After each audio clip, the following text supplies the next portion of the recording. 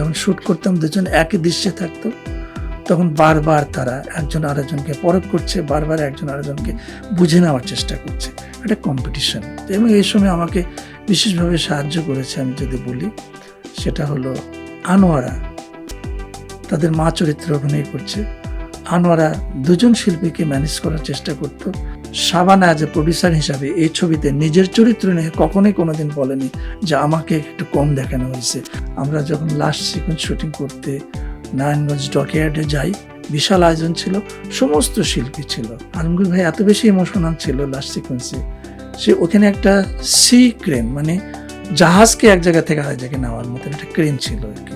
হঠাৎ আলমগীর ভাই দেখে বলল যে আমাকে যে চেস করা হচ্ছে, আমি যে ভিলেন রাজীবকে চেস করছি, আমি ওই ক্রেনটা ধরে তাকে চেস করব এবং এটা হিরোর হিরোইজমটা ফুটে উঠবে।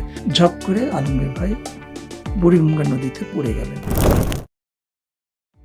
আমাদের চোখের অদৃশ্য, আমরা উপর দিকে তাকিয়ে আছি, দেখি ফ্রেমের ভিতরে আলমগীর ভাই নাই।